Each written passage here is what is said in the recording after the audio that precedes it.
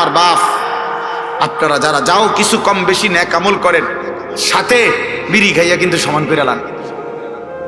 সাথে টেলিভিশনে নর্তকী দেখলে সমানও থাকে না, কারণ মনে রাখবেন গুনার মধ্যে কোনো আপনার ভুল নাই, কিন্তু আপনার ইবাদত আমলের মধ্যে ভুল আছে। 1 ঘন্টা যে নর্তকী দেখছেন এটা পিওর গুনাহ, এখানের মধ্যে কোনো ঝামেলা নাই, কারণ আপনি কোনো বেডি দেখতেন গিয়া বেডই দেখছেন না, বেডিতেই দেখছেন। কিন্তু আপনি যেই নামাজ পড়ছেন, নামাজের রুকু, সেজদা, সূরা, কেরাত, আত্তাহিয়াতু, দুরূদ শরীফ সব কিছুর মধ্যে ত্রুটি আছে। এটি সবটির মধ্যে লাল কালি দিয়া কাটলে ফেরেশতা আমনের এটার পুরাটার ওজন 10 কেজি না দূরে থাক 100 গ্রাম হইতো, তাহলে আপনার নেকির ওজন আসবে না 100 গ্রাম, কিন্তু আপনার গুনাহ পুরো 100। আপনি যে সুদের টাকা নিছেন 2000 বা 20,000, একটা টাকা সুদখোর কম নেয় নাই। একটা টাকা দেখছে সিরা, এটা বদলায় লইছে।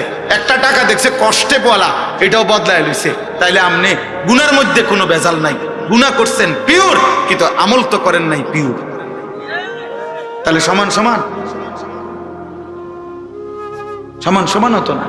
তাইলে কি মুশকিল বলেন, কি মুশকিল হবে? গুনাহ জাহান্নামে নিয়ে যায়, গুনাহ জাহান্নামে নিয়ে যায়, পাপ জাহান্নামে নিয়ে যাবে। আব্বা, জাহান্নাম বড় ভয়ানক, খামখেয়ালি মনে করেন না এটারে। আবারও বলছি, একটা আমল 2টা আমল দিয়ে, কিছু দান সাদাকা দিয়ে আপনি আখিরাতের এত লম্বা মঞ্জিল পার হওয়ার জন্য যথেষ্ট মনে করেন। আমি অনুরোধ করলাম, জাহান্নাম বড় ভয়ানক। কোরআনুল কারীমের মধ্যে আল্লাহ বলছেন, ইয়াউমা তুকাল্লাবু ওয়ুজুহুহুমুন নার। আল্লাহ বলছে, বান্দা মনে রেখো, বান্দা দুনিয়ার মধ্যে উত্তপ্ত কড়াইয়ের তেলে মাছ যেভাবে এই পিঠ ওই পিঠ চাপ দিয়া দিয়া ভাজি করে, খোদার কসম আল্লাহ বলছে, নাফরমান বান্দা জাহান্নামের আগুনে তোর চেহারা, তোর শরীর এইভাবে উলট পালট করে পোড়ানো হবে।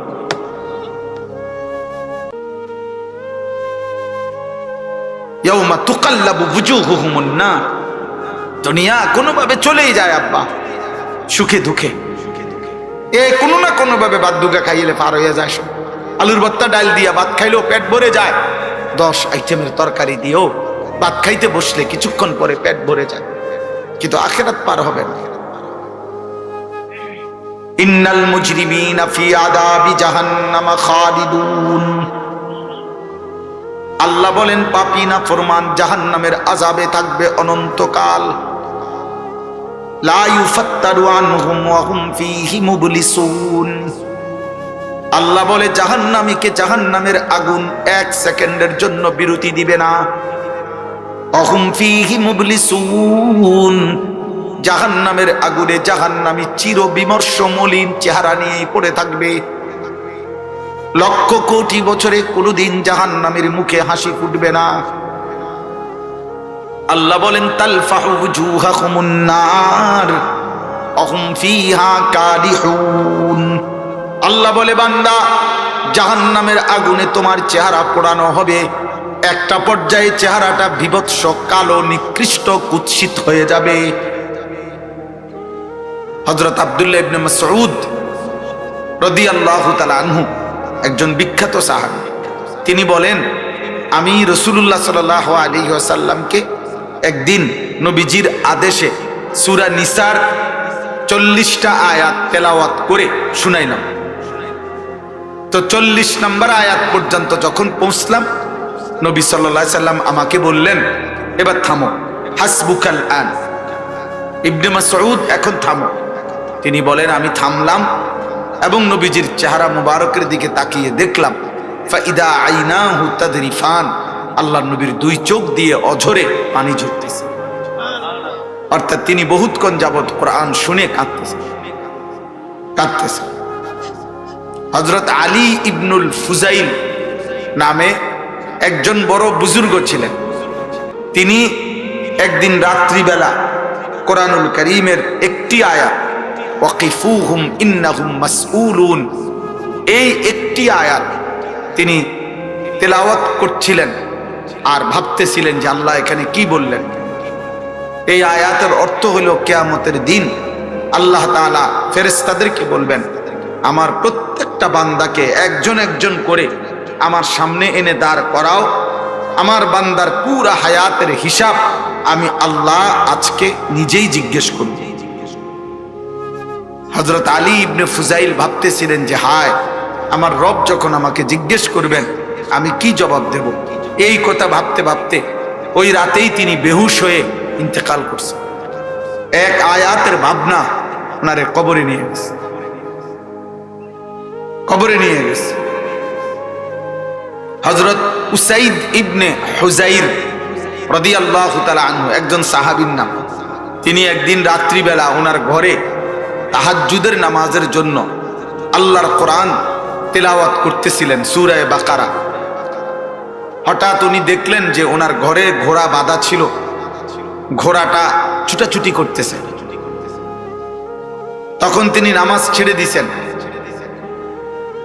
তাকায়া দেখছেন ওনার বাড়ির উঠানের মধ্যে মেঘের মতো নূর আলোয় আলোকিত হয়ে আছে। গভীর রাত, সকালবেলা নবীজিকে যখন শুনাইলেন, আল্লাহ নবী সাল্লাল্লাহু আলাইহি সাল্লাম বলেন যে লাউ কারাআতাল কোরআন, তুমি যদি সেই ভোর পর্যন্ত আল্লাহর কোরআন পড়তা, তো এরা আল্লাহর ফেরেশতা ছিল যারা কোরআন শুনতে আসছে, তাহলে এই সব বাকি মানুষরাও তোমার তেলাওয়াতের সাথে ফেরেশতারা যে আসছে শুনতেছে এটা দেখতে পাইত। এজন্য এটা জরুরি বিষয়, এটা জরুরি বিষয়। আল্লাহর কথা মনোযোগ দিয়ে শোনা, দিল দিয়ে শোনা। দিল যদি না নড়ে, বিবেক যদি না নড়ে, অনুভূতি যদি না আসে, ফিকির যদি না আসে, আল্লাহর কথা শোনার দ্বারা যদি কলিজার মধ্যে কোনো রকম অনুভূতি না জাগে, যে যেমন ছিলাম তেমনই, যে যেমন আছি এমনই, তাহলে ভাইয়া বাবা এটা শুনে কোনো ফায়দা নেই। বুঝাই গেল কোনো কাজ হচ্ছে না। ওষুধ খাইতেছে মাগার কাম হইতেছে, কোনো লাভ হচ্ছে। বিড়ি খায় তো বিড়ি এ খায়, সিগারেট খায় তো সিগারেট এ খায়, মিথ্যা বলে তো বলেই, গালি দিচ্ছে তো দিচ্ছেই, নর্তকী দেখে তো দেখেই, নাটক সিনেমা দেখে তো দেখেই, টেলিভিশন দেখে তো দেখেই। কত ওয়াজ আইয়ে যায়, কত বক্তা আইয়ে যায়, কত জুমার বয়ান হয়, কত খতিব আইয়ে যায়। বক্তার পর বক্তা ওঠে, কেউ সুর দিয়া কইলো, কেউ টান দিয়া কইলো, কেউ কাইন্দা কাইটা কইলো, কেউ জোরে কইছে, কেউ আস্তে কইছে। কিন্তু এমন ডাকাত, ডাকাতের কলজার ভিতরে কেউ নড়াইতে পারছে? সে নড়ে না।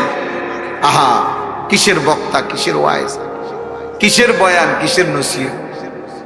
এমন মানুষ অসংখ্য যে হুজুর আরো আনতেন পারবেন, বক্তা বদলাইতেন পারবেন, কত কিছু করতেন, কিন্তু আমি সুদখোরকে আমারে আমার জায়গার থেকে এক সুতা নড়াইতে পারি।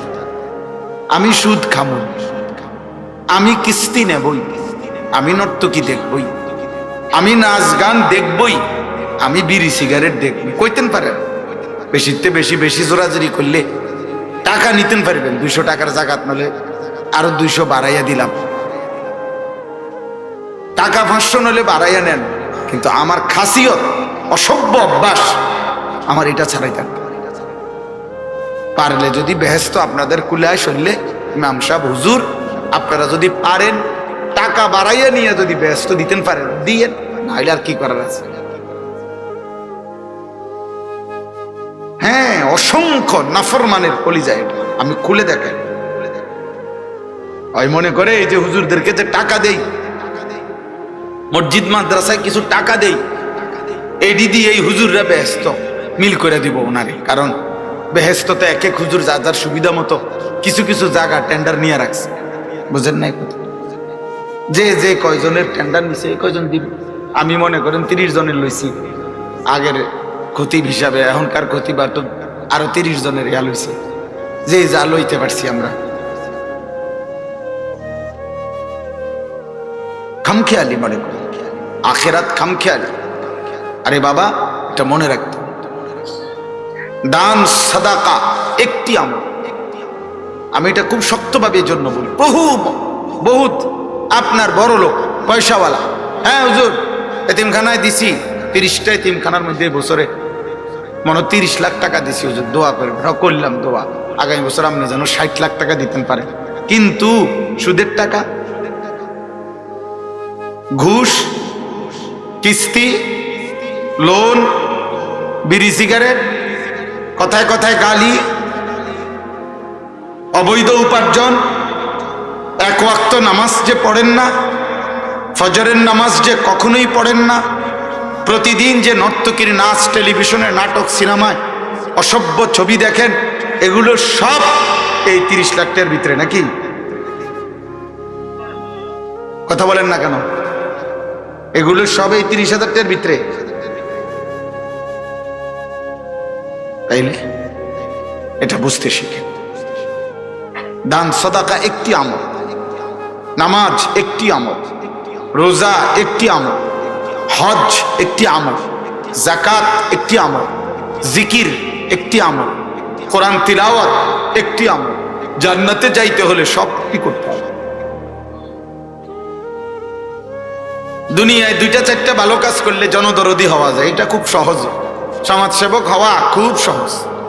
এইগুলাই এই আমনের সপ্তাহখানিক রোডের মধ্যে বালু হালাইলে, সুরকি মুরকি দিয়া গাতা গুতা ফুরাই দিলে আমনের মাইন সেগুলা বলি এই জনদরদি সমাজসেবক। কিন্তু আখেরাত এত খামখেয়ালি,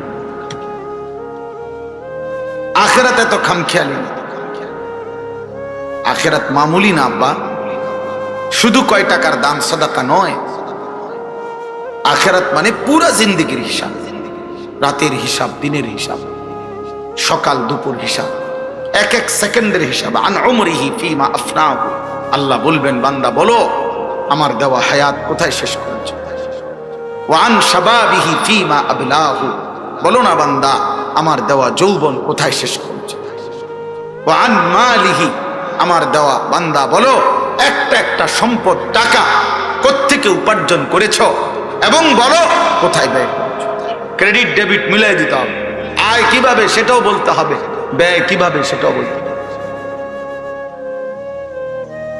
ওমাদা আমিলা ফিমা আলিম, এবং আমার কথা, কোরআন সুন্নাহর কথা, আমার বন্ধুর কথা, যা যা শুনেছ তা অনুযায়ী কি পরিমাণ আমল করেছ তুমি বলো। তুমি বলো তুমি শুনছো কিনা যে নামাজ 5 ওয়াক্ত ফরজ, তো শুধু জুমার নামাজ পড়লা, বাকি 5 ওয়াক্ত যে পড়লা না, তোমারে কোন শয়তানে বাধা দিছে? তুমি কোন ইবলিসের কথা মতো বাকি 5 ওয়াক্ত নামাজ পড়লা না? এটা তোমারে কোন শয়তানে বলছে? তুমি কি শোনো নাই একজন মুসলমানের উপরে ফজরের নামাজ ফরজ? তো তুমি কোন যুক্তিতে ফজরের নামাজ একদিনও পড়লা না? কোন যুক্তিতে? কি কারণ? কোন ইবলিস তোমারে বুঝাইলো যে টাকা 10,000-এর জায়গায় 20,000 দিয়ে দেন, বলেন 2,000 টাকা বাড়াইয়া দেন? আরে এটা তো একটা আমল, এটা তো একটি আমল, এটা তো অন্য আমলের বিকল্প নয়। কোন আলেম, কোন মৌলবী কোনদিন বলে নাই যে হে আল্লাহর বান্দা শুধু দান সদকা যত বাড়িয়ে দিবেন ততই আপনার নামাজ, রোজা, হজ, যাকাত, আপনার হালাল হারাম সব কিছুর কাফফারা হয়ে যাবে, এগুলোর সব কিছুর যথেষ্ট, এরকম বলছে কোনো কেউ আপনাকে?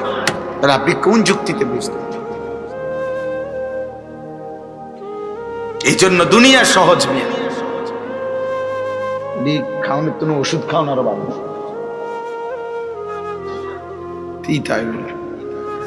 জি, তো এই জন্য ভালো আখেরাত বুঝতে লাগবে না, আপনার বুঝতে লাগবে।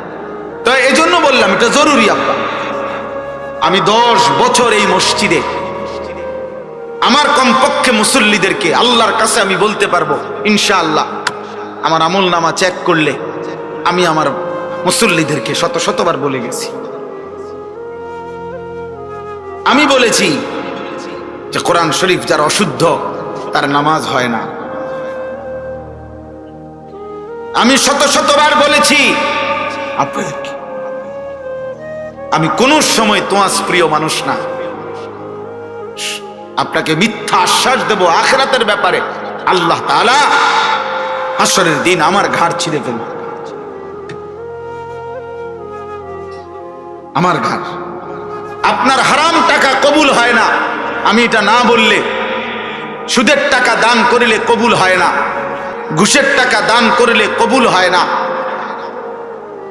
অবৈধ উপার্জনের টাকা দান করলে এটা দিয়া যদি কাবাঘরও কেউ বানায় দেয় সেটা কবুল হবে না। এটা না বললে আমার এলেমের খেয়ানত আমারে আল্লাহ তাআলার ফেরেশতা দিয়ে আল্লাহ ঘাড় ছিঁড়ে ফেলবে। যে আমার বান্দার কাছে এটা লুকাইলা কেন? কারণ হতে পারতো আমার বান্দা শুনতে শুনতে একদিন ছেড়ে দিত, হতে পারতো না? কিন্তু আমি যদি নাই বলি, টোটাল এই বেচারা যদি নাই জানে, সবসময় তেলে দিয়ে গেলাম, সবসময় তাইলে দিয়ে গেলাম হাবাটারে, তাইলে আপনি ব্যক্তিগতভাবে কাজল মাস্টারকে জিজ্ঞাসা করেন, আমি আমার জীবনে যত শত শত বিষয়ে ওনারে এমনে বলবেন, এমনে করবেন, এটা করেন, ওইটা করেন, আমি বলছি, আমার দায়িত্বের কারণে আমি বলছি, চেষ্টা করছি। অতএব বাপ আখিরাত খামখেয়ালি না, সাবধান মনে করুন। নবী সাল্লাল্লাহু আলাইহি সাল্লামের সুপারিশ এটা জান্নাত নয়, এটা আবেদন, ফয়সালা আল্লাহর হাতে। সুপারিশ মানে কি নয়? ফয়সালা নয়, সুপারিশ মানে আবেদন। ফয়সালা কার হাতে? যদি মনে করেন নবীর সুপারিশের কারণে 100 কোটি মানুষ থেকে যদি একজন বাদে বাকি সকলকেই জান্নাত দিল, কিন্তু একজনকেই জাহান্নাম দিল, সেটা যদি আমি হই, তো বাকি সবাই জান্নাতে গেলে আমার কি লাভ? কথা বোঝেন নাই কেন? তো বাকি যদি সবাই জাহান্নাম থেকে বাঁচা যায়, আমার কি লাভ? আমি যদি মনে করেন আল্লাহর নাফরমানি করে দুনিয়া সাজাইয়া আখিরাত ঠিক করতে পারলাম না, আমার মৃত্যুর পরে যদি পৃথিবীর মানুষ চাঁদের দেশেও চলে যায়, মঙ্গল গ্রহেও গিয়া ঘরবাড়ি করে, আমার জিফুত নাতি নাতনি, তো আমার কি লাভ? আমার অর্জন কি? বল এই ছেলে, এই মোবাইল ওরা ছেলে, এই অপদার্থ, এটা তোর সামনে পিছনে তোর বাবার বয়সী আহাম্মক থাকার। চিন্তা করছেন গাদ্দার কেমন?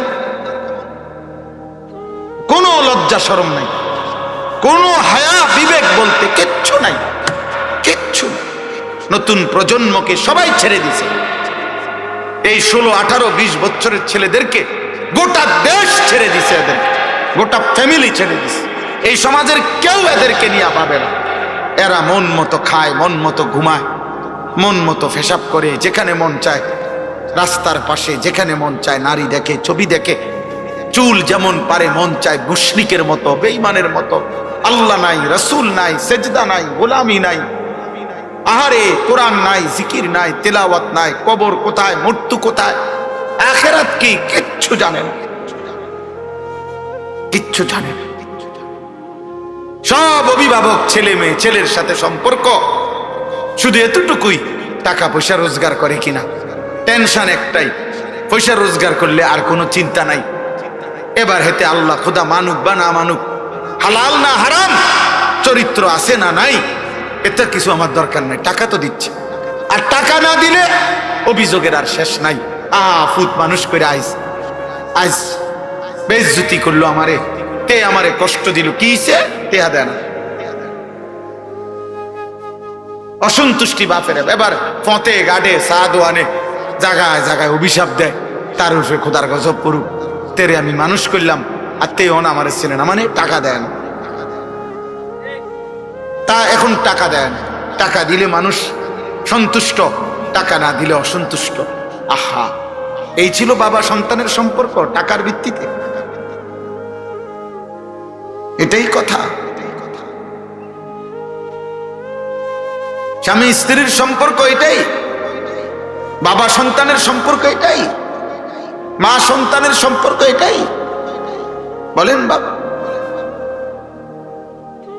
বুঝতে শেখো নওজোয়ান, ভাবতে শেখো। সবার চোখের সামনে কিশোর, নওজোয়ান, সমস্ত ছেলে মেয়ে, প্রত্যেকটা মা বাবার খামখেয়ালির কারণে আহা পাইকারি হারে ছেলেরা 99.5% ছেলেদের হাতে, মেয়েদের হাতে বড় মোবাইল দিয়ে। প্রত্যেকে ওই নিজের সারা রাত উলঙ্গ ছবি দেখে, সারা রাত জিনা ব্যভিচারের দৃশ্য দেখে। প্রতিদিন লক্ষ লক্ষ কোটি কোটি ছেলে মুসলিম বাংলাদেশে প্রতিদিন ঘন্টায় মিনিটে অনলাইনে মোবাইলে জুয়া খেলে, জুয়া, কোটি কোটি টাকা জুয়া খেলে, ক্যাসিনো জুয়া, অনলাইন জুয়া। আপনাদের এখন আর কোনো জুয়াখোর সিফা সাফার থাকে না। আগে আসিল মানুষ সিফা সাফার মধ্যে জুয়া খেলতো, মাসমুড়ার কোনার মধ্যে, হ্যাঁ, পুকুর পাড়ে কোনাকানির মধ্যে তাস খেলতো, জুয়া খেলতো। এখন তাস খেললেও মোবাইলে আছে, জুয়া খেললেও মোবাইল আছে, নর্তকীর উলঙ্গ ছবি দেখলেও মোবাইল আছে। অর্থাৎ বাবা মা পাশের রুমে আপন ঘরে নিরাপদ জায়গায় লাইট ফ্যান সব চলতেছে, সন্তান তার দুনিয়া আখেরাত শেষ করে দিচ্ছে।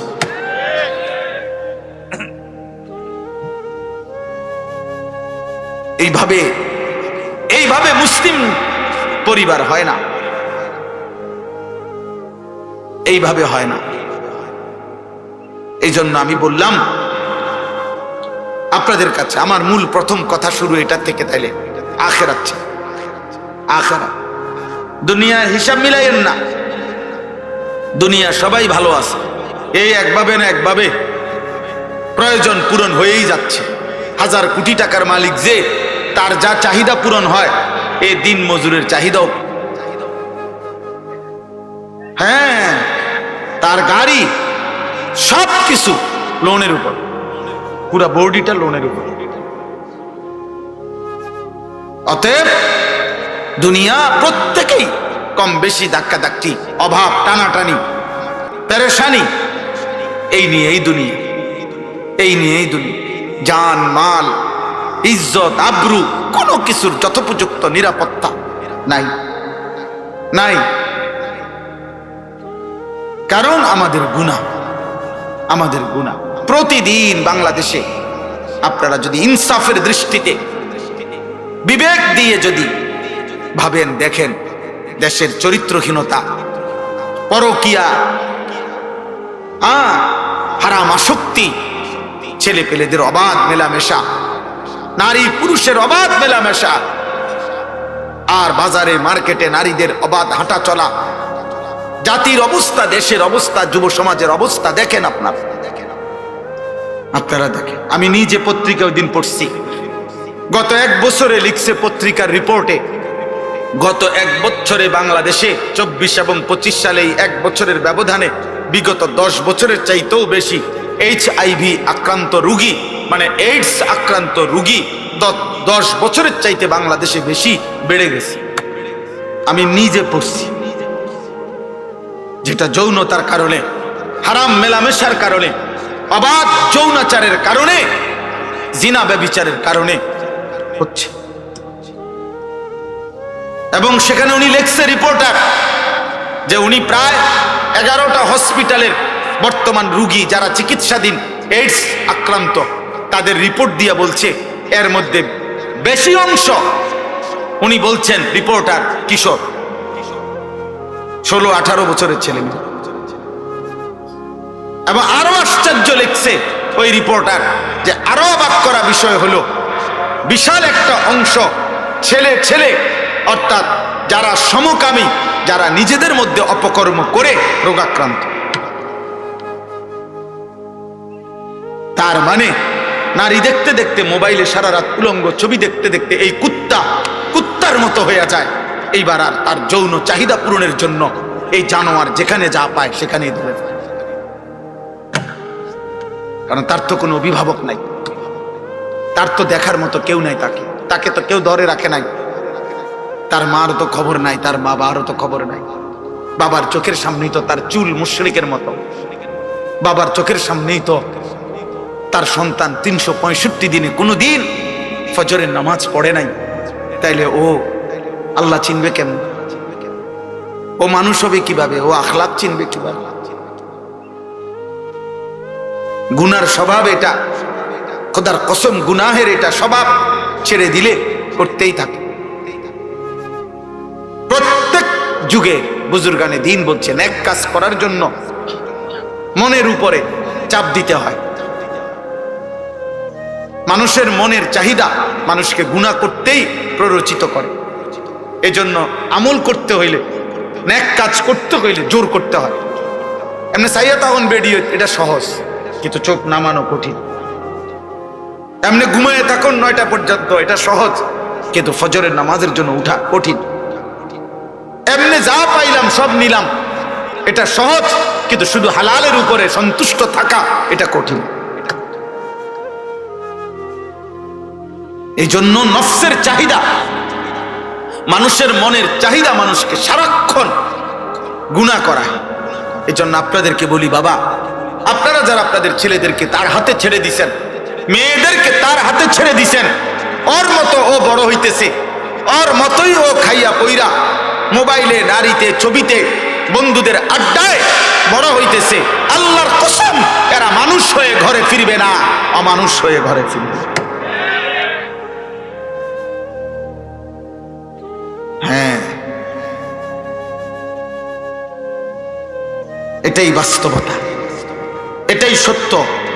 আপনারা আপনাদের ছেলে মেয়েদের চেহারার দিকে দেখেন, আপনাদের ঘর, ফ্যামিলি, পরিবার, দেশ, সমাজ দেখেন। ক্ষমতার পালা বদল যাই হবে হবে, এমক আসবে তমক আসবে, এই হবে সেই হবে, 24 ঘন্টা 28 ঘন্টা হইয়া যাবে, অটো সিএনজি উঠটা সবাই হেলিকপ্টারে চলবে। বুঝেন নাই কথাটা? হ্যাঁ, মানুষের সমস্ত রাস্তাঘাট বাড়িঘরে চলে আসবে, বাড়িঘর সব রাস্তাঘাটে চলে আসবে, উন্নয়নের জোয়ারে সব হইব, সব হইব। কিন্তু আখলাক, আখিরাত, কবর, পরকাল,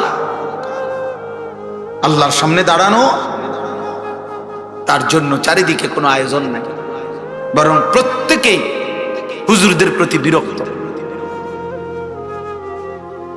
সবাই আখিরাতমুখী কথা বললে, পরকালমুখী কথা বললে সবাই বিরক্ত, সবাই অতিষ্ঠ, সবাই মনে করে এরাই ঝামেলা। এরা বারবার পরকালকে সামনে টেনে আনে, এরা মৃত্যুকে সামনে টেনে আনে। এদের কাছে, এই হুজুরগুলার কাছে মাটির তলের কথা আর আসমানের উপরের কথা ছাড়া আর কিছু নাই। বিদ্রুপ করে। আরে ভাই, মাঝখানের কথা তো হচ্ছেই, মাঝের কথা তো হচ্ছেই, কিন্তু মানুষের নৈতিকতার উন্নয়ন, চারিত্রের উন্নয়ন করে সেটা বলে। প্রতিদিনকার খবর আমরাও শুনি, দেশ জাতি কি হইতেছে গোটা দেশ আমরাও জানি। আমরা তো আর চাঁদের দেশে থাকি না আব্বা। কিন্তু এটা মনে রাখবেন, জহারাল ফাসাদু ফিল বাররি ওয়াল বাহর বিমা কাসাবাত আইদিন নাস। আমি মাগরিবের নামাজের পরে কুমিল্লা পোদ্দার বাজার বিশ্ব রোড থেকে রওনা দিয়া 8:30 বাজে আমার এইটুকু জায়গা আসতে, সারা রাস্তায় সেই ক্যান্টনমেন্টের পর থেকে, কংসনগর থেকে শুরু করে জেএমআর জ্যাম, জেএমআর জ্যাম। তাইলে আমাদের জনজীবনে, আমাদের পারিবারিক জীবনে, আমাদের ঘর সংসারের এই নিরাপত্তা, সর্বত্র বিশৃঙ্খলার মূল কারণ, খোদার কসম আল্লাহ বলছে তোমাদের গুনাহ। জহারাল ফাসাদু ফিল বাররি ওয়াল বাহর বিমা কাসাবাত আইদিন নাস। তোমাদের গুনাহ বান্দা, তোমাদের গুনাহ, তোমাদের গুনাহ যত বাড়বে, তোমাদের শান্তি, স্বস্তি, নিরাপত্তা, খোদার কসম আল্লাহ বলছে তত উঠে যাও। সুখ মিলবে না রে আব্বা, সুখ মিলবে। বিল্ডিং করবেন আপনি, ঠিক আছে, কলাপসিবল গেটও লাগাইলেন, সবই ঠিক আছে, ছাদও মজবুত হইছে, দরজা জানালাও মজবুত হইছে, কিন্তু আপনার স্ত্রীর আখলাক নাই।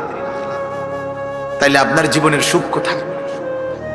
যার স্ত্রী পরকীয়ায় আসক্ত, যার স্ত্রী আপন স্বামীকে বাদ দিয়ে অন্য পুরুষকে দেখাইবার সময় 1 ঘন্টার জন্য বাজারে যাইতে হলে সাজে, স্বামীর কপালে জোটে না ওই সাজ, স্বামীর সামনে মুদ্দারের মতো ইয়া দাঁড়ায়, কিন্তু বাহিরে বাজারে যাবে তো ওই সময় সে মার্কেটে যাবে, ওই সময় 2 ঘন্টা লাগাইয়া রঙ্গ রসে সাজে।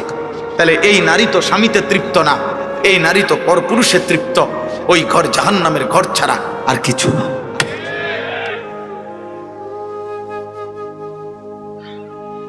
এই ঘর তো জাহান্নামের টুকরা।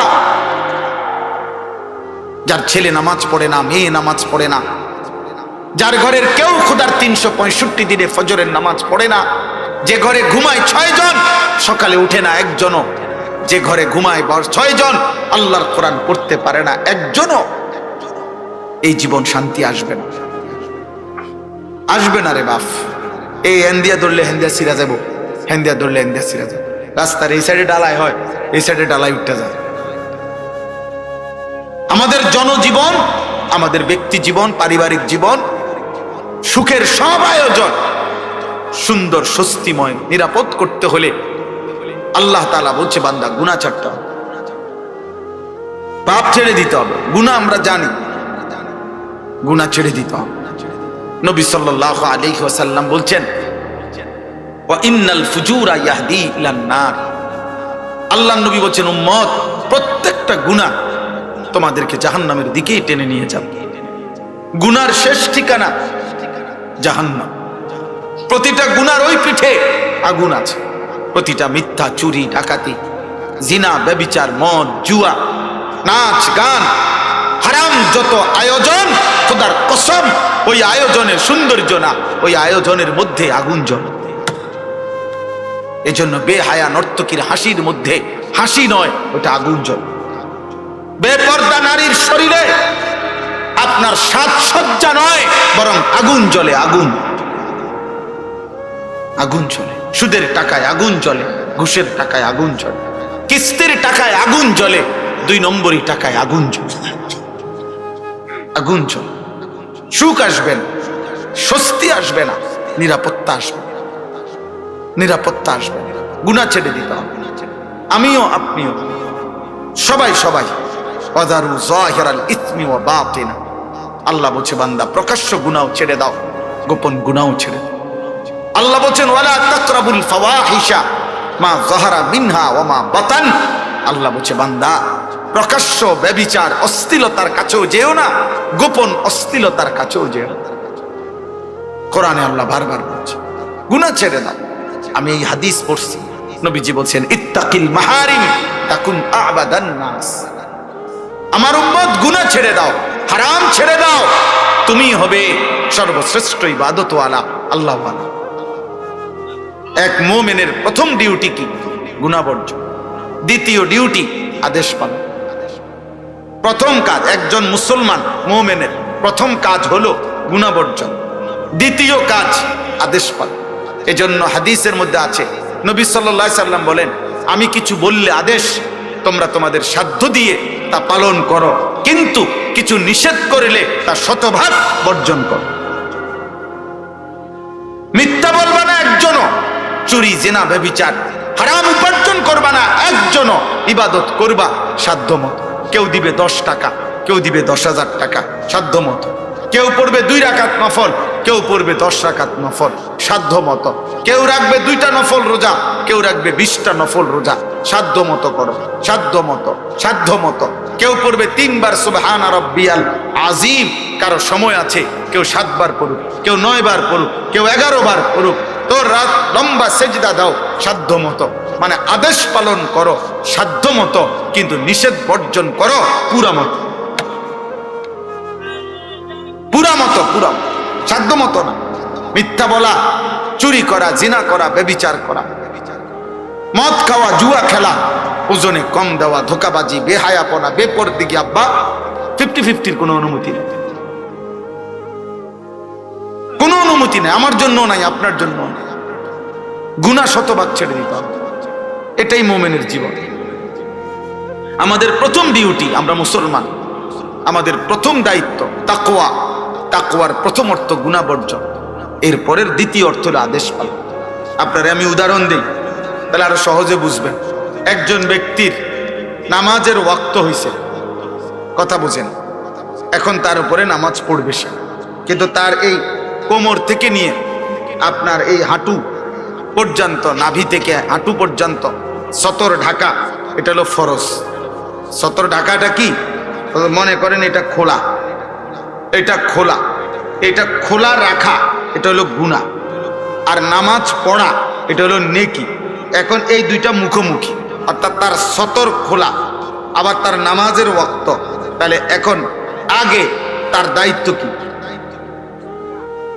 এই আগে হলো এই তোমার যে সতর খোলার গুনাহ হচ্ছে, এটা আগে কি কর, ঢাকো, ঠিক কর, এরপরে আদেশ পালন। এই জন্য নামাজের আগের ফরজ হলো, বাহিরের ফরজ হলো সতর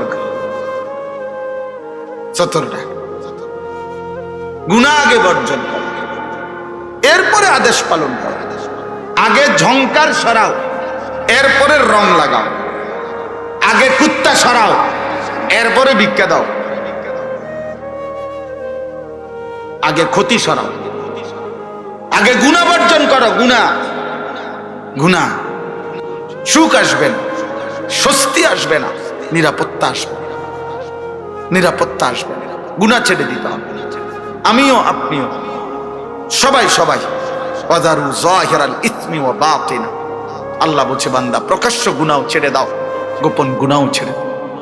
আল্লাহ বলছেন ওয়ালা তাকরাবুল ফাওয়াহিশা মা যাহারা মিনহা ওয়া মা বাতান। আল্লাহ বলছে বান্দা প্রকাশ্য ব্যভিচার অশ্লীলতার কাছেও যেও না, গোপন অশ্লীলতার কাছেও যেও না। কোরআনে আল্লাহ বারবার বলছে গুনাহ ছেড়ে দাও। আমি এই হাদিস পড়ছি, নবীজি বলছেন ইত্তাকিল মাহারিম তাকুন আবাদান নাস। আমার উম্মত গুনাহ ছেড়ে দাও, হারাম ছেড়ে দাও, তুমি হবে সর্বশ্রেষ্ঠ ইবাদতওয়ালা, আল্লাহওয়ালা।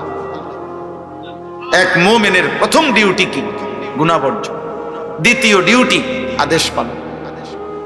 প্রথম কাজ একজন মুসলমান মুমিনের প্রথম কাজ হলো গুনাহ বর্জন, দ্বিতীয় কাজ আদেশ পালন। এজন্য হাদিসের মধ্যে আছে নবী সাল্লাল্লাহু আলাইহি সাল্লাম বলেন, আমি কিছু বললে আদেশ তোমরা তোমাদের সাধ্য দিয়ে তা পালন করো, কিন্তু কিছু নিষেধ করলে তা শতভাগ বর্জন করো। মিথ্যা বলবা না একজনও, চুরি জিনা ব্যভিচার হারাম উপার্জন করবা না একজনও, ইবাদত করবা সাধ্য মতো। কেউ দিবে 10 টাকা, কেউ দিবে 10,000 টাকা সাধ্য মতো। কেউ পড়বে 2 রাকাত নফল, কেউ পড়বে 10 রাকাত নফল সাধ্য মতো। কেউ রাখবে 2টা নফল রোজা, কেউ রাখবে 20টা নফল রোজা। সাধ্য মতো করো, সাধ্য মতো। কেউ পড়বে 3 বার সুবহানা রাব্বিয়াল আযীম, কারো সময় আছে কেউ 7 বার পড়ুক, কেউ 9 বার পড়ুক, কেউ 11 বার পড়ুক। তোর রাত লম্বা সেজদা দাও সাধ্য মতো। মানে আদেশ পালন করো সাধ্য মতো, কিন্তু নিষেধ বর্জন করো পুরা মতো, সাধ্য মতো না। মিথ্যা বলা, চুরি করা, জিনা করা, ব্যভিচার করা, মদ খাওয়া, জুয়া খেলা, ওজনে কম দেওয়া, ধোকাবাজি, বেহায়াপনা, বেপরদিগি, আব্বা 50-50 কোনো অনুমতি নেই, কোনো অনুমতি নেই। আমার জন্য নাই, আপনার জন্য নাই। গুনাহ শতভাগ ছেড়ে দিতে হবে। এটাই মুমিনের জীবন। আমাদের প্রথম ডিউটি, আমরা মুসলমান, আমাদের প্রথম দায়িত্ব তাকওয়া। তাকওয়ার প্রথম অর্থ গুনাহ বর্জন, এরপরের দ্বিতীয় অর্থ হলো আদেশ পালন। আপনারে আমি উদাহরণ দেই, তাহলে আরো সহজে বুঝবেন। একজন ব্যক্তির নামাজের ওয়াক্ত হয়েছে, কথা বুঝেন, এখন তার উপরে নামাজ পড়বে সে, কিন্তু তার এই কোমর থেকে নিয়ে আপনার এই হাঁটু পর্যন্ত, নাভি থেকে হাঁটু পর্যন্ত সতর ঢাকা, এটা হলো ফরজ। সতর ঢাকাটা কি? মনে করেন এটা খোলা, এটা খোলা রাখা, এটা হলো গুনাহ। আর নামাজ পড়া, এটা হলো নেকি। এখন এই দুইটা মুখোমুখি, অর্থাৎ তার সতর খোলা, আবার তার নামাজের ওয়াক্ত। তাহলে এখন আগে তার দায়িত্ব কি? এই আগে হলো এই তোমার যে সতর খোলার গুনাহ হচ্ছে, এটা আগে কি কর, ঢাকো, ঠিক কর, এরপরে আদেশ পালন। এই জন্য নামাজের আগের ফরজ হলো, বাহিরের ফরজ হলো সতর ঢাক। গুনাহ আগে বর্জন কর, এরপরে আদেশ পালন কর। আগে ঝংকার সরাও, এরপরে রং লাগাও। আগে কুত্তা সরাও, এরপরে ভিক্ষা দাও। আগে ক্ষতি সরাও, আগে গুনাহ বর্জন করো। গুনাহ,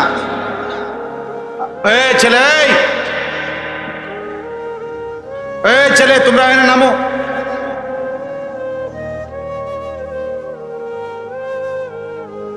আল্লাহর কথা বসে শুনলে কলিজায় বসে, দিলে জমে, আদব হয়। হযরত জিবরাইল আলাইহিস সালাম যতবার মানুষের আকৃতিতে নবী সাল্লাল্লাহু আলাইহি ওয়াসাল্লামের কাছে আসতেন, তো ততবার এসে বসতেন, এরপরে নবীজির সাথে কথা বলতেন এবং এতটা আদবের সাথে বসতেন যে হাদিসে আছে ফাসনাদা রুকবাতাইহি ইলা রুকবাতাই, মানে নবী সাল্লাল্লাহু আলাইহি সাল্লামের হাঁটু মোবারক এবং জিব্রাইলের হাঁটু একদম মুখোমুখি হতো, মুখোমুখি। তাহলে যদি হাঁটু মুখোমুখি হয় তাহলে বুক এটাও মুখোমুখি, চেহারাও মুখোমুখি। এতটা শ্রদ্ধার সাথে সম্মানের সাথে বসতেন। সাহাবায়ে কেরামের মধ্যে হযরত আব্দুল্লাহ ইবনে আমর ইবনুল আস রাদিয়াল্লাহু তাআলা আনহু বলেন, আমি নবী সাল্লাল্লাহু আলাইহি সাল্লামের সামনে এসে যখন বসতাম শ্রদ্ধায় সম্মানের কারণে আমি তার দিকে তাকায় থাকতে পারতাম না, এতটা ভাব আমার ভিতরে আবেগ অনুভূতি তৈরি হতো। সাহাবায়ে কেরাম বর্ণনা করছেন, আমরা যখন নবীজির সামনে বসতাম এবং তার কথা শুনতাম, মনে হইতো যেন আমাদের মাথা শরীর থেকে আলাদা হয়ে গেছে, অর্থাৎ এক বিন্দু নড়ে না, যেন মাথাই নাই। এরকম অনেক বর্ণনা আছে। অর্থাৎ সাহাবায়ে কেরামের স্থিরতা, মনোযোগ, আন্তরিকতা। নবী সাল্লাল্লাহু আলাইহি ওয়াসাল্লাম আসরের আগে বয়ান করছেন দাজ্জালের ব্যাপারে। মাগরিবের নামাজের আগে আয়েশা আবার সাহাবাদেরকে মসজিদে দেখছেন যে যে যেখানে বসা ছিল ওখানেই বসা আছে, কেউ বের হয় নাই। নবী সাল্লাল্লাহু আলাইহি ওয়াসাল্লাম বললেন, তোমরা কেউ বের হও নাই? বলছি, ইয়া রাসূলুল্লাহ, দাজ্জালের বয়ান শুনে এমন ভয় লাগতেছে, বের হতেই ভয় হচ্ছে। এই হইল বুঝ, অনুভূতি, অনুভূতি। হযরত ইরবাদ ইবনে সারিয়া তিনি বর্ণনা করছেন, নবী সাল্লাল্লাহু আলাইহি সাল্লাম আমাদের সামনে ওয়াজ করলেন, এই ছেলে, তোমরা বসতে অসুবিধা হইলে বাইরে চলে যাও, বাবা প্যান্ডেলের বাইরে চলে যাও, হ্যাঁ অসুবিধা নাই, সবাই শুনতে হবে, এটা জরুরি না। না কেন থাকবো, আর তো বসবে না। যে বসবে না তার জন্য টেনশন করে কোনো লাভ নেই, খালাস। এটা তো নির্বাচনী জনসভা না যে সবার সমর্থন দরকার। আমি তো কোনো নির্বাচনী প্রচারণায় আসিনি, আমি কোনো প্রার্থী না, কথা বোঝেন নাই? অতএব প্রত্যেকে একজন শুনুন, কোনো অসুবিধা নেই, কিন্তু আল্লাহর কথা মনোযোগ দিয়ে শুনতে হবে, আন্তরিকতা। তো সাহাবী বর্ণনা করেন, ওয়াজানা রাসূলুল্লাহ সাল্লাল্লাহু আলাইহি ওয়াসাল্লাম, রাসূলুল্লাহ সাল্লাল্লাহু আলাইহি ওয়াসাল্লাম আমাদের মাঝে ওয়াজ করলেন। ফলে আমাদের কি হলো? জারাফাত মিনহাল উয়ুন ওয়া ওয়াজিলাত মিনহাল কুলুব, আমাদের চোখ থেকে অঝরে পানি ঝরতে লাগলো, আমাদের অন্তরগুলো আল্লাহর ভয়ে কাঁপতে শুরু হয়। এই তো ওয়াজের আসর, ওয়াজের প্রতিক্রিয়া। রাসূলুল্লাহ সাল্লাল্লাহু আলাইহি ওয়াসাল্লাম ওয়াজ করলেন, সাহাবীরা বলেন ওয়াজ্জাল মুসলিমুনা ওয়াজ্জাতান, সাহাবীরা উপস্থিত, ফুফায়া ফুফায়া, মানুষ ফুফায়া ফুফায়া যেমন কাঁদে, সাহাবায়ে কেরাম এভাবে কাঁদতে লাগলেন। এরকম বহু আয়াত আছে, হাদিস আছে, কোরআনে আছে, ওয়া ইযা সামিউ মা উনজিলা ইলার রাসূল তারা আয়ুনাহুম তাফীদু মিনাদ দামঈ মিম্মা আরাফু মিনাল হক। আল্লাহ বলেন, হে রাসূল, আপনার সাহাবাদের অবস্থা হলো, আপনার জবান থেকে যখন আমি আল্লাহর নাজিলকৃত কোরআন যখন ওরা শুনে, তো তাদের প্রত্যেকের চোখ দিয়ে অঝরে পানি ঝরতে থাকে। কোরআন শরীফের আয়াত, আল্লাহ সাক্ষ্য দিচ্ছেন সাহাবাদের মহব্বতের সাক্ষ্য, যে তারা আমার কালাম শুনে কাঁদতে থাকে, কাঁদতে থাকে, কুৎসিত হয়ে যাবে। আল্লাহ বলে, জাহান্নামী বারবার বারবার জাহান্নাম থেকে বের হতে চাইবে, রব্বানা আখরিজনা ফিহা, আল্লাহ জাহান্নাম থেকে আমারে বের করেন না রে মাওলা, বের করেন, বের করেন, আমি আর পারছি না মাওলা, এই আগুন আমি আর সইতে পারছি না রে মাওলা। আল্লাহ বলবেন, ক্বাল আখসাউ ফিহা, ওয়ালা তুকাল্লিমুন। আল্লাহ বলবেন আহান নাফরমান জাহান্নামেই পড়ে থাক, আর কোনোদিন কোনো কথা বলবি না, কোনো আবদার কোনো অনুরোধ আমি আল্লাহ শুনবো না। আল্লাহ বলছেন কোরআনে, ওয়ালাউ তারা ইদিল মুজরিমুনা নাকিসু রুউসিহিম ইনদা রাব্বিহিম রব্বানা আবসারনা ওয়া সামি'না ফারজি'না না'মাল সালিহান ইন্না মুকিনুন। আল্লাহ বলে বন্ধু সেদিন আখিরাতে হাসরের ময়দানে আপনি বন্ধু চোখে দেখবেন নাফরমান পাপী আমি আল্লাহর সামনে মাথাটা নুয়ে লজ্জায় অপমানে বেইজ্জতিতে মাথা নুয়েই আমার সামনে দাঁড়িয়ে থাকবে আর বলবে আল্লাহ যাবি হাসরের ময়দানের সব কিছু নিজ চোখে দেখলাম, নিজ কানে শুনলাম, সব আমি বিশ্বাস করলাম। ফারজি'না না'মাল সালিহান। আল্লাহ আজকে আখিরাত আর হাসরের ময়দান থেকে একবারের জন্য আমারে আবার দুনিয়ায় পাঠান, এবার গেলে আমি নেক আমল করব। আল্লাহ বলবেন না না, ওয়ালাউ শি'না লাআতাইনা কুল্লা নাফসিন হুদাহা। বান্দা আমি তো চাইলে দুনিয়াতেই বাধ্য করে জবরদস্তি করে আমি তো নামাজ পড়াইতে পারতাম, আমার বন্দিগি করাইতে পারতাম, এই মানুষগুলোকে আমি আল্লাহ সেজদা দেওয়াইতে সম্ভব, আমি চাইলে পারতাম, কিন্তু আমি চেয়েছিলাম মহব্বত করে আমার কথা মেনে, আমার রসুল আমার নবীর কথা শুনে, আমার আলেমদের কথা শুনে, আমার কোরআনের কথা বিশ্বাস করে তুমি সেজদা দিবা, আমার গোলামি করবা। আমি চাইছিলাম আজ আখিরাতে আমি নিজ হাতে জান্নাত তুলে দেব, কিন্তু তুমি তো নিলা না বান্দা। ওয়ালাকিন হাক্কাল কাউলু মিন্নি লাআমলা আন্না জাহান্নামা মিনাল জিন্নাতি ওয়ান নাসি আজমাইন।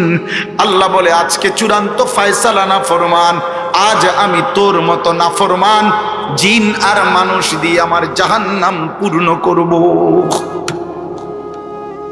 জাহান্নাম পূর্ণ করব, আমি ছাড়বো না, আমি মাফ করব না।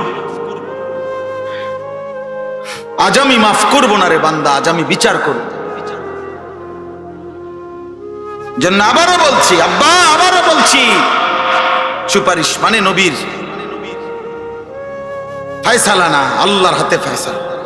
নবী সাল্লাল্লাহু আলাইহি সাল্লাম চাইবেন এবং নবীকে আল্লাহ খুশি করবেন, সব ঠিক আছে, সব ঠিক আছে, কিন্তু নবীজির সুপারিশের পরেও যাদেরকে আল্লাহ জাহান্নাম দিবেন সে যদি আমি হই, কথা বলেন না কেন? নবীজির হাতে রাসূলুল্লাহ সাল্লাল্লাহু আলাইহি সাল্লামের 23 বছরের জামানায় নবীজির হাতে কালেমা পড়ছে অগণিত লোক, এটা ঠিক কিনা? তো আবার ওনার হাতে কালেমা পড়ে নাই, এটা ঠিক কিনা? তো ওরা পড়লো না কেন? কথা বলেন না কেন? আবু তালেব, আরে ভাইয়া আবু তালেবের জন্য কি করছে নবীজি? কি আহাজারি রোনাজারি করছে, মৃত্যুর পূর্ব মুহূর্ত পর্যন্ত চোখের পানি ফেলছে। মৃত্যুর পরে কোরআন শরীফের সূরা তাওবার মধ্যে আছে আবু তালেবের মৃত্যুর পরেও নবী আবার আল্লাহর কাছে হাত তুলে বলছে, আল্লাহ আমার চাচাটারে মাফ করে দেন, আমার চাচা জাহান্নামের আগুনে জ্বলবে।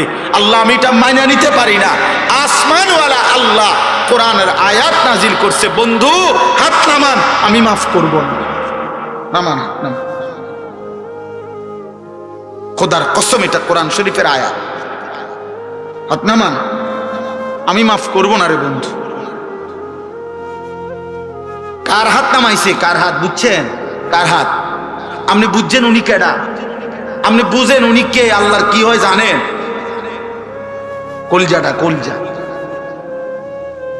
ওই মালিকের কলজার টুকরা এটা। তিনি মাহবুব, তিনি হাবিব, এই কায়নাতে এর চাইতে প্রিয় ওনার কে? তো তার হাত নামাই দিছে বেটা, ওনার হাত নামাই দিছে। নামান, আপনি হাত নামান। আপনি কে? আমি কে? বেশি খামখেয়ালি মনে করেন আপনার। ইব্রাহিম আলাইহিস সালাম কোরআন শরীফে আছে, ইব্রাহিম আলাইহিস সালাম ওনার আব্বা আজরকে জাহান্নাম থেকে বাঁচাবার জন্য কত লক্ষবার যে কাকুতি মিনতি করছে কোরআনের মধ্যে আছে। শত শতবার ইয়া আবাতি ইয়া আবাতি ইয়া আবাতি ইয়া আবাতি কোরআন শরীফে আছে। আব্বা, এই আব্বা, এই আব্বা, আব্বা আপনি ইমান আনেন, ওই বাপ ইমান আনেন, বাপ ইমান আনেন, ইমান আনেন, ইমান আনেন। আপনার জাহান্নামের আযাব ধরে ফেলবে রে আব্বা, আপনি শয়তানের গোলামি করেন না রে আব্বা। এইভাবে বলছেন। আসমানওয়ালা বলছে, ইব্রাহিম খলিল হইতে পারো তুমি আমার, আমি তোমার বাপের হেদায়েত দেব না।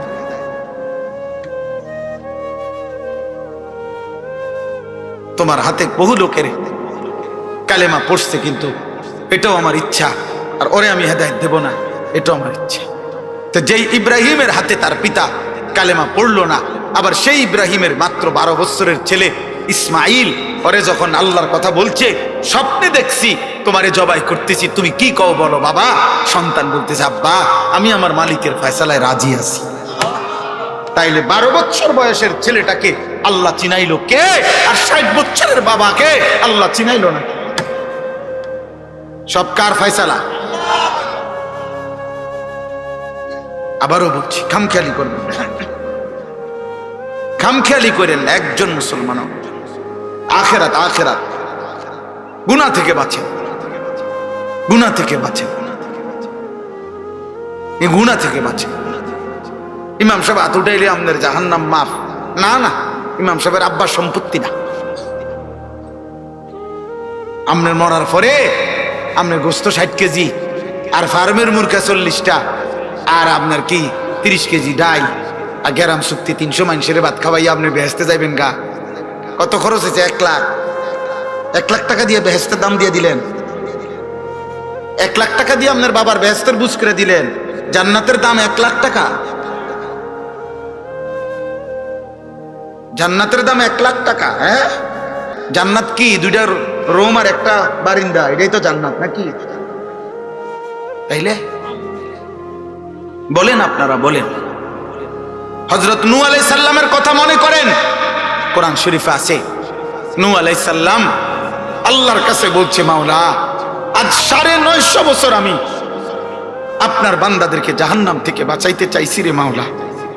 950 বছর পরে আমার চোখের সামনে আমার ছেলেটা পানিতে ডুবে যাবে, জাহান্নামী হবে, আমি এটা কেমনে মানি মাওলা? আমি তো 1 দিন 2 দিন না রে মাওলা, গত 950 বছর আমি আপনার বান্দাদেরকে আপনার দিকে ডাকছি। আমার এই 950 বছরের মেহনতের বিনিময়ে আমার এই ছেলেটারে কি বাঁচান যায় না? আল্লাহ বলছেন না, আমি হেদায়েত দেব না। দিছেন? আপনি কয় বছর মেহনত করছেন বলেন? 950 বছরের নবী নূহ, আল্লাহ বলছেন না আমি ঈমান দেব না, তো দেয় নাই, দেয় না। ইউসুফ আলাইহিস সালাম 10 বছর বয়সে বাড়ি হারা, বাপ নাই, মা নাই, চাচা নাই, ফুফা নাই, খালু নাই, আত্মীয় নাই, স্বজন নাই, মিশরের বাজারে কৃতদাসের মতো বিক্রি হইছেন। যেই বাড়িতে আশ্রয় পাইছেন ওরা পৌত্তলিক, ওরা মূর্তি পূজক। এই জুলাইখা, জুলাইখার স্বামী, এরা সবাই হলো কি মূর্তি পূজক, মুশরিক। তো মুশরিকের ঘরে 11 বছরের যেই ছেলেটা বড় হইয়া, যার বয়স হয়ে গেল 25-এর ঊর্ধ্বে, পূর্ণ যৌবন, কোনদিন যার মা বাবা আত্মীয় অভিভাবক কেউ নাই, আল্লাহর পরিচয় তাওহীদ এখানে কেউ বলে নাই, কেউ নাই, অথচ এই ঘরে বৈশা জুলাইখা যখন তাকে অসৎ কাজে ডাক দিছে, তিনি সবার আগে বলছে মাআযাল্লাহ, আমি আমার আল্লাহর আশ্রয় চাই। ওরে আল্লাহ চিনিল কি? এই ঘরে তো আল্লাহ চিনাইবার কেউ নাই, কথা বোঝেন নাই? ওরে আল্লাহ চিনাইল।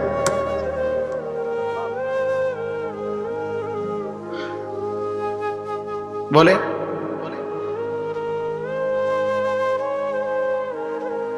অতএব দয়া করে আমি আপনাদের কাছে বুঝাইলাম, এই আমার কথা। আমি এবার আয়াতগুলোর তর্জমা বলি, আমার কথা শেষ। আপনাদেরকে মূল বক্তব্য এটা বুঝলাম, গুনাহ ছাড়ে আখিরাত, আখিরাত, আখিরাত, আখিরাত, আখিরাত। দুনিয়া কোনো না কোনো ভাবে মিলাইয়া পার হয়ে যাবেন। আপনি সব শেষ করেন না, আপনার ফুতে বাকিটা করব। হুদা কামে আপনি লাফাইন না। আপনি থাকতে পুরা বাড়ির কাম শেষ করতে হবে, জরুরি। আমনে থাকতে সব করে যাবেন, না না লাগবে না, আমনে মরে যান, আমনের ফুতে বাকিটা করুন, আমনের নাতি বাকিটা করুন। পৃথিবী যদি থাকে উপার্জনও থাকবে। কথা বলে না কেন? চাঁদ উঠলে সূর্য ডুবলে দুনিয়াতে কামাই রোজগারিও থাকবে, থাকবে না তো আর অসুবিধা কি? আপনি মরেন না কেন? মানে মরতে লইছেন, মরিয়া না যাবেন না? আমি থাকতে সব করে দিয়ে যেত, না না না না। 2015 সালে আমার আব্বা ইন্তেকাল করছেন। আমার আব্বা ইন্তেকালের পরে আমরা 5 ভাই ছিলাম, 3 বোন। আমরা 5 ভাইয়ের বাড়ি, বিল্ডিং, দালান, আলাদা আলাদা জমি কিনছি, বিল্ডিং করছি, ঘরের সমস্ত ফার্নিচার আমরা বানাইছি। কোনোটাই আমার আব্বা থাকতে ছিল না আমাদের। আমার আব্বা থাকতে আমরা সরকারি একটা লিজ ওয়ালা বাসায় আমার বাবার সাথে মা, আমরা আব্বা মা সহ আমরা থাকতাম। আমরা সরকারি একটা লিজওয়ালা বাড়িতে ছিলাম, বাঙ্গাসুঙ্গা একটা বাড়িতে ছিলাম। বাবার ওইখানে ইন্তেকাল হয়েছে। এরপরে আমরা আলহামদুলিল্লাহ বাবার মৃত্যুর পরে সব হয়েছে, বাবা লাগছে না, এই জন্য বিল্ডিং করতে আব্বা লাগে না, সোফা বানাইতে বাপ লাগে না মিয়া, কিন্তু আখেরাত গড়তে হইলে বাপ লাগে। কারণ বাবার হাতে যদি, মায়ের হাতে যদি মাসুম বাচ্চা সুন্দর দিন না শিখে, আল্লাহ না চিনে ছোটবেলায়, এই জন্য এটা জরুরি। আপনি আপনার পরিবারকে আল্লাহ চিনান, আখেরাত চিনান, গুনাহ থেকে বাঁচান, হারাম থেকে বাঁচান। ছেলেটার সামনে দাঁড়ান, ফজরের নামাজে আপনার ঘরের মানুষ যতজন, আপনি শপথ করেন আমার ঘরের সদস্যরা ফজরের নামাজ পড়তে হবে।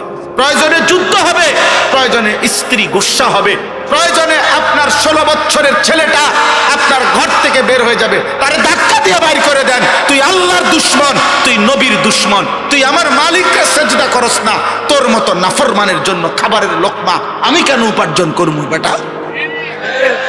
ওই যে শয়তানের গোলামি করে, ওই শয়তানের হাতে ওরে ছেড়ে দেন। অত মোবাইলের গোলাম, ওরে মোবাইলের হাতে ছেড়ে দেন। ও ওর সমবয়সী বন্ধুদের দ্বারা আড্ডাবাজিতে ব্যস্ত, ওরে ওদের হাতে ছেড়ে দেন। যা, তোর লগে আমার কি বেটা? তোর সাথে আমার কি বেটা? নাই তো হবে না, কঠিন না হইলে হবে না। আপনারা বেশি খামখেয়ালি শুরু করছেন। আমরার কাছে আইয়া কেবল দোয়া, হ্যাঁ হুজুর দোয়া করে জিভুত যাতে মানুষ হয়, কিতা মানুষ টেহা কামায় যাতে, এই ছাড়া এইটাই বুঝি তো অর্থ। এটার অর্থ হুজুর দোয়া করবেন রবিবারে 4 ডালাই খাস করে দোয়া করবেন। খাস করে কি দোয়া? 4 ডালাইয়ের খাস দোয়া কি বলেন? বলেন বলেন। আমি খাস দোয়া এই জন্য করছি, একবার একজনের যে খাস করে দোয়া করি ডালায় দিন যাতে বিল্ডিং ডাইবা যায়। আর স্বাভাবিক ডালাই 2টা হেপটা ইঞ্জিনিয়ারই দেখে দিছে, এখানে এখানে মাঝখানে যেখানে যেখানে গুনা শর্ট হয়েছে গুনা বাইন্দা দিছে, ছোট ছোট ব্লক এটি লাগাইয়া দিছে। 4 ডালাই তো সবকিছু ক্লিয়ার। এটা খাস আর কি দোয়া করতো? এটা তো হইছেই, সারছে তো। মোটরসাইকেল কিনছি হুজুর, এটা খাস করে দোয়া করেন। তাহলে খাস করে দোয়া করলে মোটরসাইকেল জানে সিএনজি হয়ে যায় নাকি? এটা কি খাস দোয়া করে? তো বানাইছেন, এটা তো কিনছেন। মোটরসাইকেলের খাস দোয়া কি? হুজুর এই জমিটা কিনছি খাস করে দোয়া করুন, কি করতো? মানে এটা মাটি, এটা স্বর্ণ হয়ে যেত নাকি? বলেন এটা কি দোয়া করতে? এটা জমির আর দোয়া কি? তার তো কিনছেন, দলিল করছেন, আপনার নামে দলিল হয়েছে, তো আর এনে কি দোয়া? আর বেশি দোয়াটা কি? বলেন, ইনসাফ করেন। অতএব আমার কথা শেষ, আখেরাত মনে করেন, আখেরাত মনে করেন, নিজের ছেলের, মেয়ের, স্ত্রীর, সন্তানের। বলেন ইনশাআল্লাহ। গুনাহ ছাড়েন, গুনাহ ছাড়েন, গুনাহ। এবার রাত গভীরে এই আয়াতগুলোর অর্থ হইল আল্লাহ আমগরে বড় সান্ত্বনা দিছে, বান্দা গুনাহ বেশি হইছে, মন খারাপ করো। গুনাহ অনেক বেশি বাবা, বান্দা মন খারাপ করো না, আমি আছি না, আমার কাছে আইসো। গুনাহ যেই পরিমাণ হোক আমার থেকে হতাশ হইও না, আমি সব মাফ করে দেব। এইটাই এই আয়াত। কুল, হে নবী আপনি বলেন, ইয়া ইবাদিয়াল্লাযীনা আসরাফু আলা আনফুসিহিম, হে আমার বান্দারা, তোমাদের যাদের জীবন গুনায় গুনায় পূর্ণ হয়ে গেছে, জীবনের উপরে জুলুম করে ফেলেছ, গুনার সীমা অতিক্রম করে ফেলেছ, সাগরের ঢেউর চাইতে গুনাহ বেশি, পাহাড়ের উচ্চতার চাইতে গুনাহ বেশি, আসমানের কাছে গুনাহ পৌঁছে গেছে, আল্লাহ বলেন লা তাকনাতু মির রাহমাতিল্লাহ, আমি আল্লাহর রহমত থেকে নিরাশ হইও না। ইন্নাল্লাহা ইয়াগফিরুয যুনুবা জামিআ, নিশ্চয়ই তোমার আল্লাহ সব গুনাহ মাফ করে দিবে। ইন্নাহু হুয়াল গফুরুর রহিম, নিশ্চয়ই আল্লাহ ক্ষমাশীল দয়াবান। তাহলে কে মাফ করবে? কি পরিমাণ মাফ করবে? অর্ধেক, 80 ভাগ, কত ভাগ? 100 ভাগ, সব মাফ। আল্লাহ বলছে বান্দা সব মাফ করে দেব, সব। কারো কাছে যাইও না, আমার কাছে আসো। এখন শর্ত হইল, প্রশ্ন হইল, মালিক কি করতে হবে আমাকে? যদি মাফ নিতে হয় আমার করণীয় কি? তা আল্লাহ বলেন 3টা কাজ। কয়টা? 1, ওয়া আনিবু ইলা রাব্বিকুম, তোমরা তোমাদের রব আল্লাহর নিকটে তওবা করো। কি করো? এই আনিবু মানে ইনাবাত, মানে তওবা, রুজু। তোমাদের রবের কাছে ফিরো, তওবা করো। তওবা কিভাবে করে? 3 ভাবে। কয় ভাবে? 1, আপনি এই 3 জিনিস একসাথে করলে তওবা হয়। মনে রাখবেন, 1 নাম্বার কলিজা দিয়া, দিল থেকে। মনে রাখবেন আপনার কলিজার শেষ অংশটাও দিলের শেষ শব্দ আল্লাহ শুনে, তাহলে অন্তর দিয়ে আপনাকে প্রথম বলতে হবে আল্লাহ আমি সমস্ত গুনাহ ছেড়ে দিলাম। 2, আর করব না, ওয়াদা দিলাম। 3, আমি লজ্জিত মাওলা, আমি মাফ চাইলাম। আল্লাহ বলে যদি শতভাগ দিল থেকে বাস্তবিক অর্থে গুনাহ ছেড়ে দিয়ে আর করবা না, ওয়াদা দিয়ে মাফ চাইতে পারো, আমি আল্লাহ ওয়াদা দিলাম সব মাফ করে দিলাম। অতএব আমাদের অন্তরের হালাত আল্লাহ জানে কিনা? বলেন না, জানে কিনা? তিনি সব বুঝে কিনা? এই জন্য খামখেয়ালি করলে তো আমরা বিড়ি খাইতে খাইতে আস্তাগফিরুল্লাহ আস্তাগফিরুল্লাহ, কি শুরু হইলো দেশটার মধ্যে? না, কিতা শুরু হয়েছে? বিড়ি খানা শুরু হয়েছে। বুঝছেন না কি শুরু হয়েছে? চা দোকানের টেলিভিশনের দিকে তাকায় তাকায় কয় আস্তাগফিরুল্লাহ। দেশটার মধ্যে কি ফিডাফিডি চলছে, এটা নিয়ে আস্তাগফিরুল্লাহ। এই বেডি দেখে দেখে নিয়ে আস্তাগফিরুল্লাহ। এক বুজুর্গ, ওনার সঙ্গী একজন বেপর্দা নারীর দিকে তাকাইয়া বলছে হযরত দেখেন দেখেন এই মহিলা কি বেপর্দা, আস্তাগফিরুল্লাহ আস্তাগফিরুল্লাহ। ওই আল্লাহওয়ালা ওই লোককে বলছে ভাই তেরি আস্তাগফিরুল্লাহ পর আস্তাগফিরুল্লাহ, তোমার আস্তাগফিরুল্লাহর উপরে আস্তাগফিরুল্লাহ। এ কেসা আস্তাগফিরুল্লাহ? এটা কি ধরনের আস্তাগফিরুল্লাহ? বেডির দিকে ছাইয়া রইছো আবার কও আস্তাগফিরুল্লাহ। আরে ভাই পেলে তো নজর হটাও, ফের আস্তাগফিরুল্লাহ পড়ো। আগে তো চোখ সরাও, আগে তো মহিলার থেকে নজর সরাও, এরপরে না কইবা আস্তাগফিরুল্লাহ। ছাইয়া ছাইয়া আগ করে রইছো কয় আস্তাগফিরুল্লাহ। এই জন্য আপনার পকেটে সুদের টাকা, আপনার দোকানে মাত্র তুইয়া আইছেন সুদের টাকা, এবার ইমাম সাহেবের লগে ডোলে আস্তাগফিরুল্লাহ রাব্বি, ডোলেন কীর্তেন, কার লগে মস্কারি করেন? হ্যাঁ, কার লগে কনিডি? ইমাম সাহেবের। হ্যাঁ, ইমাম সাহেব মাফ করে নাকি? গুনাহ মাফ করে ইমাম সাহেব?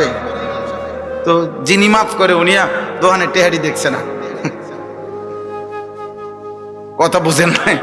যার কাছে মাপ চাইতেছেন উনি কইতারে না যে পকেটে যে টাকা। এই মাত্র যে আপনি সুদের লেনদেন করে আসছেন, হ্যাঁ, আপনার মুখের অন বিড়ির দুর্গন্ধ গেছে না, আপনি কি আস্তাগফিরুল্লাহ কন? আস্তাগফিরুল্লাহ থেকে তো গন্ধ বাইর। এই জন্য খামখেয়ালি করলে হবে। খালেস কি করতে হবে? তাওবা করতে হবে। খালেস তাওবা, গুনাহ ছেড়ে দিলাম আর করব না, ওয়াদা দিলাম, আমি মাওলা লজ্জিত, মাফ চাইলাম। খোদার কসম আল্লাহ বলবে বান্দা আমি মাফ করে দিলাম। 2 নাম্বার ওয়া আসলিমু লাহু, আল্লাহ বলেন এখন থেকে, আজকের থেকেই তওবা করবা যখন, তো এর পরের মুহূর্ত থেকেই নেক আমল আমার আনুগত্য শুরু করে দাও। এখন থেকেই নামাজ পড়ো, আগে যা হইছে হইছে, এখন শুরু করো, এখন শুরু করো। মিন ক্বাবলি আন ইয়াতিয়াকুমুল আযাবু সুম্মা লা তুনসারুন, আল্লাহ বলেন চূড়ান্ত মৃত্যু আসার আগে আগেই, মৃত্যু এসে গেলে আর তোমাকে সাহায্য করা হবে না। অতএব যা করার আজই করো, এখনই করো, তওবা করো এখন, আমল করো এখন। কখন? আবার বলেন কখন? মৃত্যু আসার আগে। কি আসার আগে বলেন? সর্বশেষ ওয়াত্তাবিউ আহসানা মা উনজিলা ইলাইকুম মির রাব্বিকুম। আল্লাহ তাআলা বলেন, আমি রবের পক্ষ থেকে যেই শ্রেষ্ঠতম কিতাব কোরআন নাজিল করা হয়েছে, আমার এই কোরআনের আনুগত্য করো। মিন ক্বাবলি আন ইয়াতিয়াকুমুল আযাবু বাগতাতাও ওয়া আনতুম লা তাশউরুন। আল্লাহ বলেন, হঠাৎ করে তোমার অজান্তেই মৃত্যু আসার আগে আগেই। আবারও বললাম, বান্দা, মৃত্যু কখন আসবে তুমি বুঝবাও না, তুমি টেরও করবা না, তার আগেই তুমি আমার কোরআন মানো, আমার ইসলাম মানো। আমি আল্লাহর কাছে তওবা করে গুনাহ ছেড়ে দাও। আল্লাহ আমাকে, আমার সকল মুসল্লিদেরকে, আপনাদেরকে তৌফিক দান করেন। আজকের এই মোবারক মাহফিলে ইনশাআল্লাহ এখন থেকে আমাদের পরম শ্রদ্ধেয় অত্র জামে মসজিদের